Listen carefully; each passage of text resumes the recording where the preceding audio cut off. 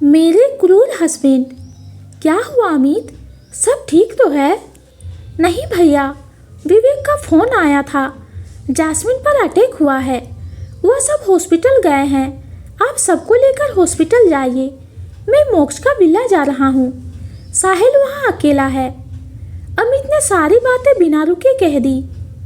अमित की बात सुनकर अभिषेक ममता जी के रूम में चला गया और अमित भी अपनी कार से मोक्ष के विला के लिए निकल गया। उधर मोक्ष, विवेक और नवीन हॉस्पिटल पहुंच गए थे। मोक्ष जैस्मिन को स्टेज पर लिटाकर ऑपरेशन थिएटर में ले जा रहा था। तभी उसके पास 2 सीनियर डॉक्टर्स आए और जैस्मिन के नर्व्स चेक करने लगे।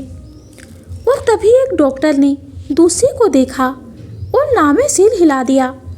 अब आगे दूसरा डॉक्टर ने भी चेक करके बोला, पेशेंट इज वेरी सीरियस, इनके नर्व्स नहीं चल रही है। डॉक्टर की बात पर मोक्ष उसे शॉक्ड होकर देखने लगा और उनकी भरी आंखों से एक आंसू छलक पड़ा। तभी उसे महसूस हुआ कि डॉक्टर्स जैस्मिन को ओटी में ले गए। उनके जाते ही मोक्ष ने कुछ पलों के लिए अपनी आंखें बंद करके गहरी सांस ली और एकदम से पलटकर तेज कदमों से ओटी के अंदर चला गया। मोक्ष को ओटी के अंदर देख सारे डॉक्टर्स और नर्स मोक्ष को देखने लगे। तभी एक नर्स आई और बोली, आप प्लीज बाहर वेट कीजिए। उस नर्स की बात सुनकर मोक्ष उसे अपनी लाल खा जाने वाली नजरों से देखने लगा, जिससे वो नर्स डरकर पीछे हो गई और मोक्ष वहीं पास रखे टूल पर बैठ गया और जैस्मिन के हाथों को अपने दोनों हाथों में ले लिया और एकटक उसके चेहरे को देखने लगा। जैस्मिन का चेहरा सफ़ेद पड़ा हुआ था और उसके फेस पर ऑक्सीजन मास्क लगा था। तभी एक नर्स आई और उसने मोक्ष को फेस मास्क, सर्जिकल कैप और ग्लव्स दिए। मोक्ष ने भी तुरंत उसे वियर किया। ओटी के बाहर अब तक पूरी फैमिली आ चुकी थी और ममता जी तो विवेक के गले लगे रो रही थी और अभिषेक किसी से फ़ोन पर बात कर रहा था।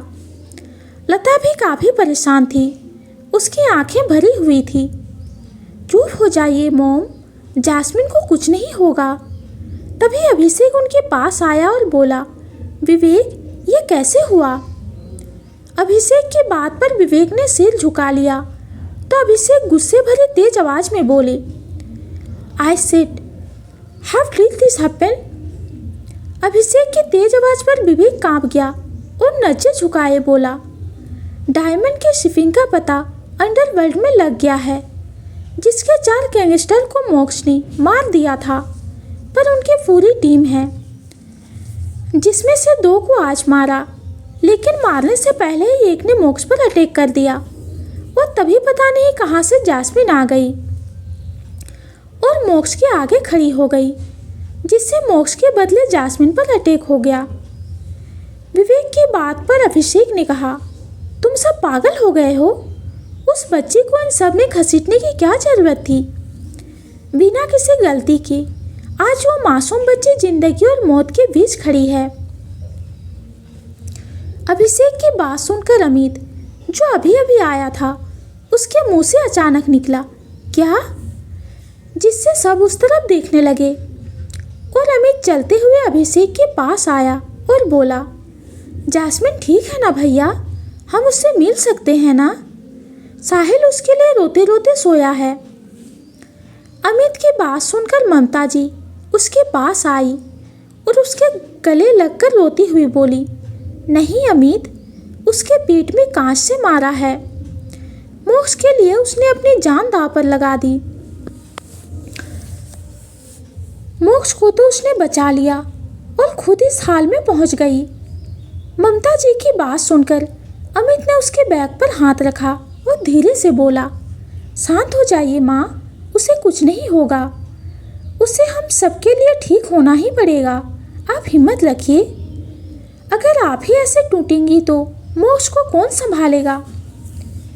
सोचिए, जैस्मिन की इस हालत पर हम सब इतने परेशान हैं, तो मोक्ष पर क्या बीत रही होगी? अमित की बात सुनकर ममता जी ने अपने आंसू पोंछे और अभिषेक ने उन्हें पानी पिलाया। तभी अमित ने कहा, भैया जैस्मिन की फैमिली को इन्फॉर्म करना है। अमित की बात सुनकर अभिषेक उसे देखने लगा और गिल्ट भरी नजरों से सामने देखते हुए कहा, बताना तो पड़ेगा अमित। ऐसा कहकर अभिषेक ने दयानंद जी का नंबर डायल किया, लेकिन उसके हाथ ही नहीं उठ रहे थे कि वो कॉल करे। तभी उन्होंने हिम्मत करके उन्हें कॉल किया और 2 रिंग में ही दयानंद जी ने कॉल पिक कर लिया और खुश होते हुए बोले, क्या हालचाल है अभिषेक जी?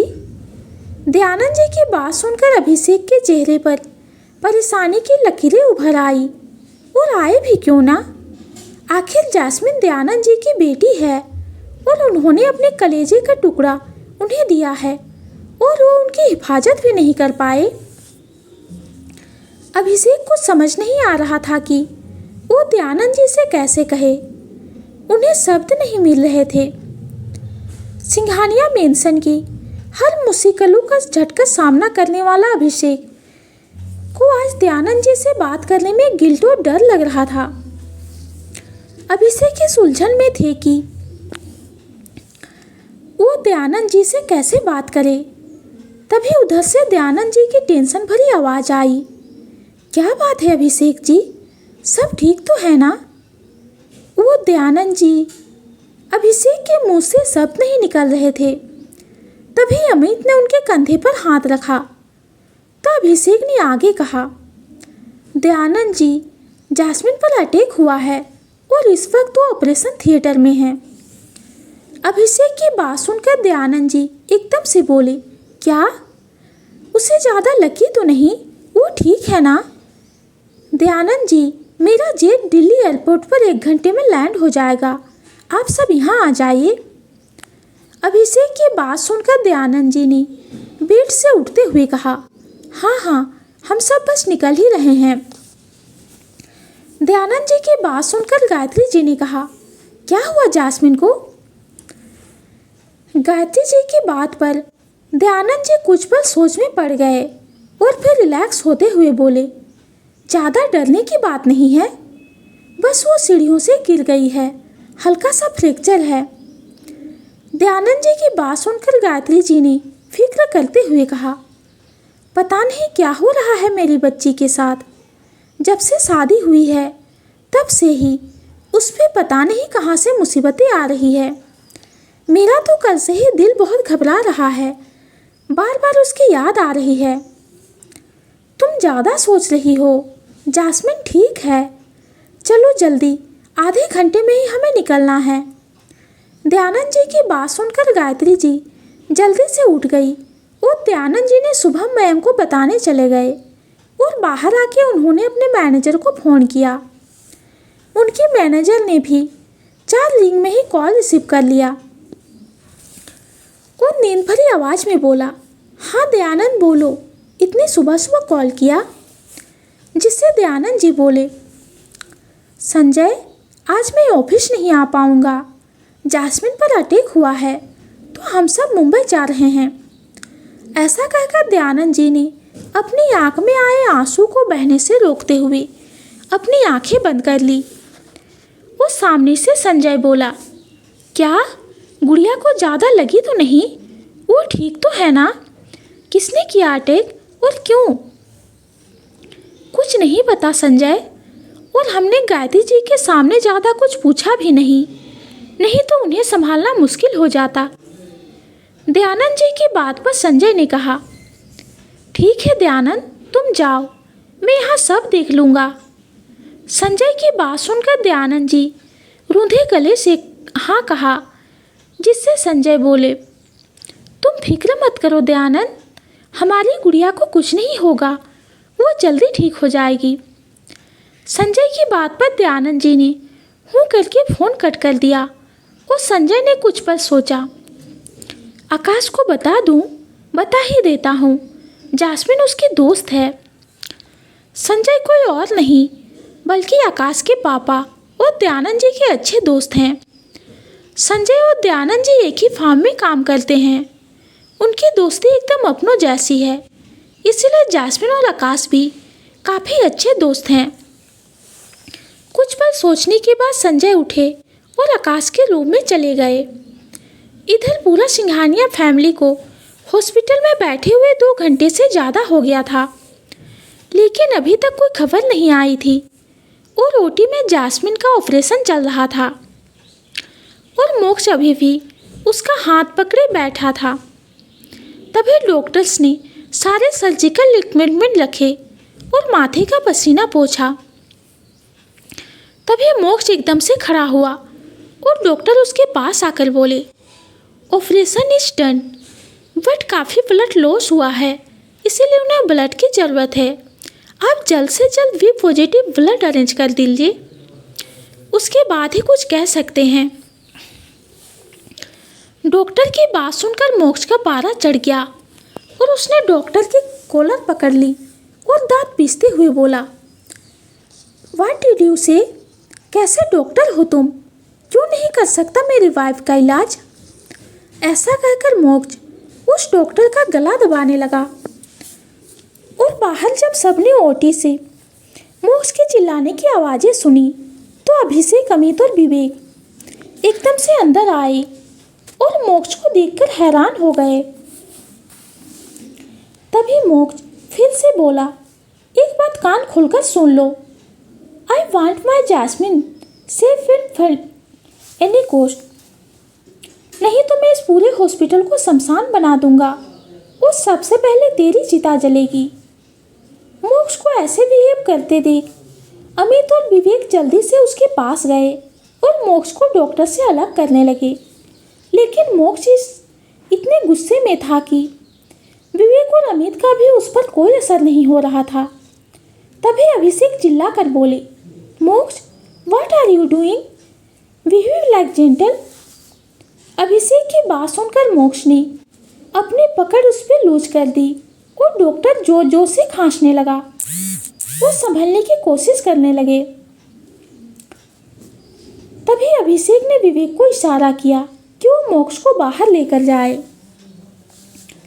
मिस्टर सिंघानिया, हमने अपने सारे एक्सपर्ट लगा दिए हैं। हम अभी भी प्रे करते हैं कि लेडी बॉस जल्दी ठीक हो जाए और आगे भगवान की मर्जी। उसके बाद बॉस जो चाहे कर सकते हैं, इस हॉस्पिटल को शमशान बनाए या हम सबके चिता जलाए। डॉक्टर की बात सुन के अभिषेक ने नज़रें झुका ली, क्योंकि डॉक्टर की बातों में छुपा टोन अभिषेक अच्छे से समझ रहे थे। तभी उन्होंने कहा, मोक्ष के बिहेव के लिए मैं आपसे माफ़ी चाहता हूँ डॉक्टर। वो इस वक्त गुस्से में है, इसीलिए किसी और का गुस्सा आप पर निकल गया। It's okay mister Singhania, but lady boss की कंडीशन ठीक नहीं है। आप जल्द से जल्द ब्लड अरेंज करिए।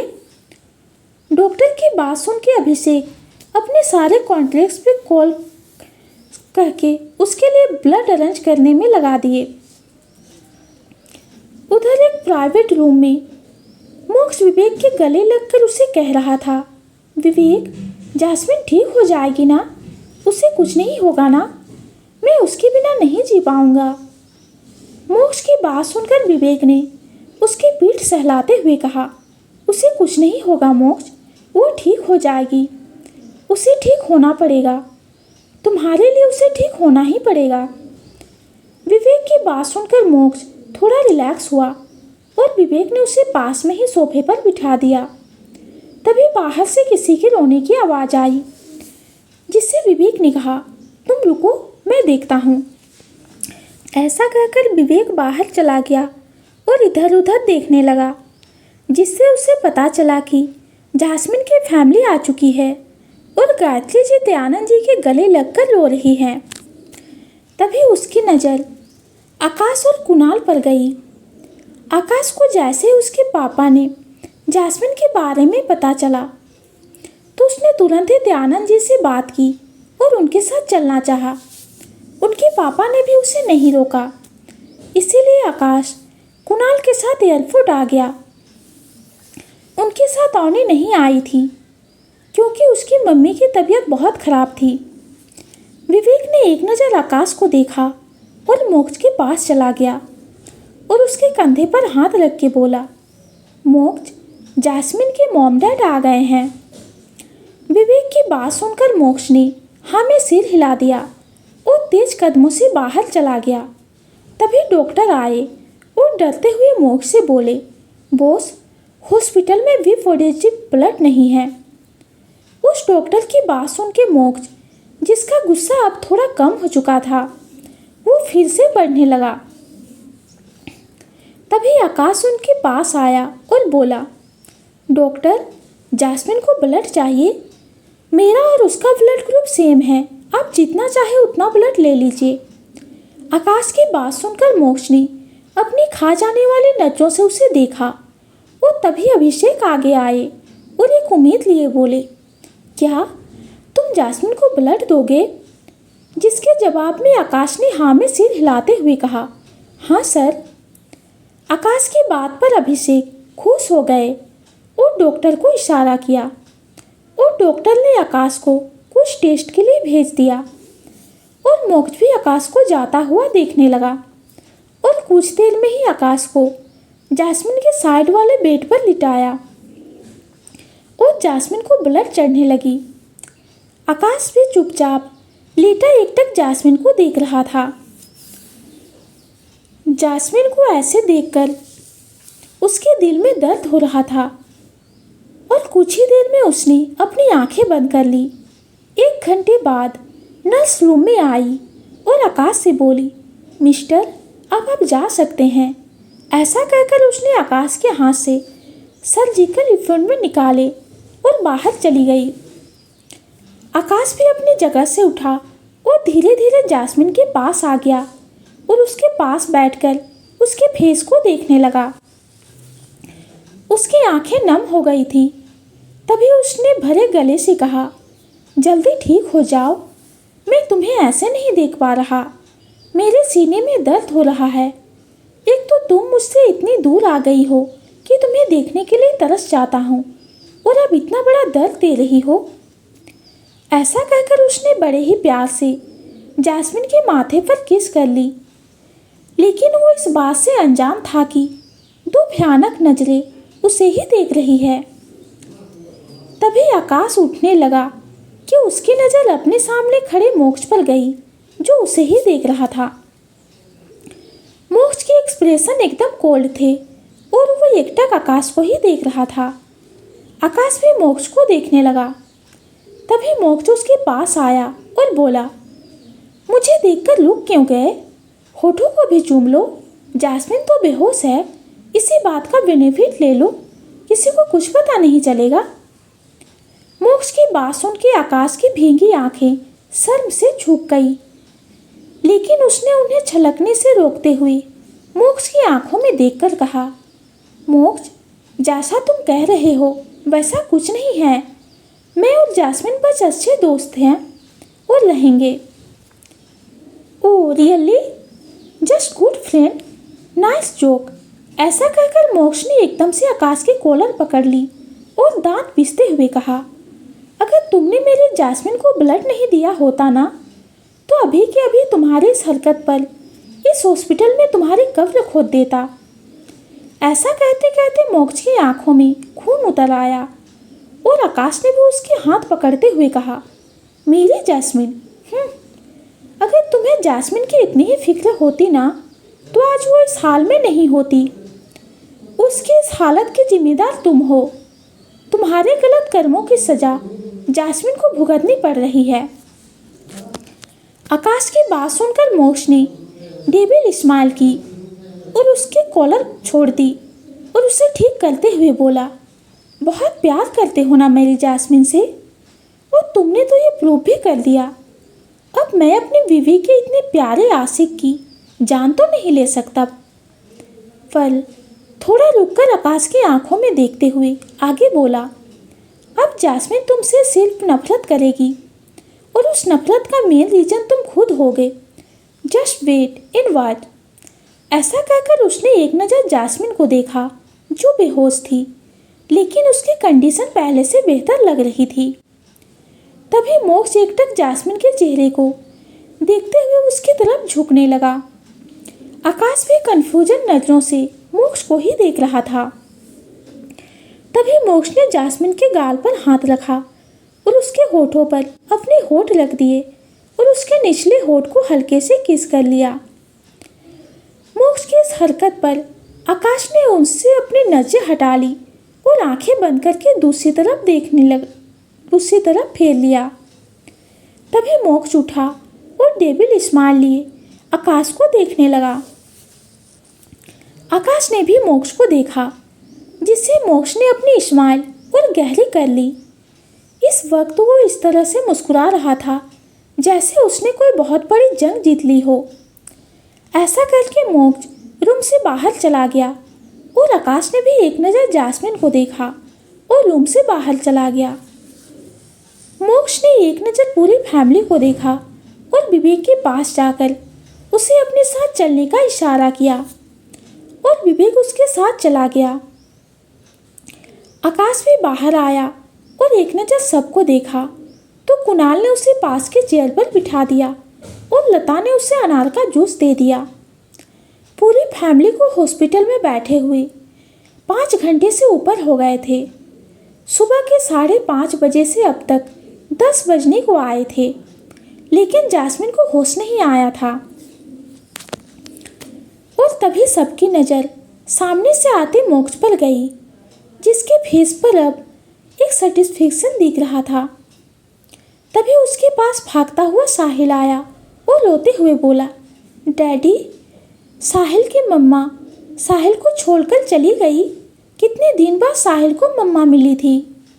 साहिल की बात सुनकर मोक्ष ने उसे अपनी गोद में उठा लिया और उसके आंसू पोंछते हुए बोला, डोंट क्राई, तुम मम्मा के ब्रेव बॉय हो ना। जिसके जवाब में साहिल ने हाँ में सिर हिलाया और मोक्ष उसे जैस्मिन के रूम के बाहर ले गया और मिरर बॉल से जैस्मिन को दिखाते हुए बोला, देखो वो रही मम्मा। मम्मा को चोट लग गई है और वो अभी सो रही है। जब वो उठेगी तो साहिल से बात करेगी। मोक्ष की बात पर साहिल खुश हो गया और मोक्ष के गले में बाहें डालकर उसे कसकर हग करते हुए बोला, थैंक यू डैडी, साहिल को मम्मा से मिलाने के लिए। आप वर्ल्ड के बेस्ट डैडी हो।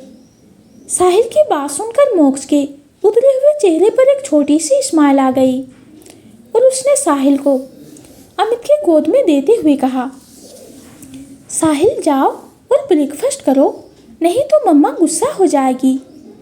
इतना कहकर मोक्ष तेज कदमों से जास्मिन के पास चला गया। तो दोस्तों, आगे की स्टोरी जानेंगे हम अगली वीडियो में। आज की कहानी आप सबको कैसी लगी कमेंट में ज़रूर बताइए। कहानी पसंद आती है तो चैनल को लाइक और सब्सक्राइब कीजिए। कहानी सुनने के लिए आपका बहुत बहुत धन्यवाद।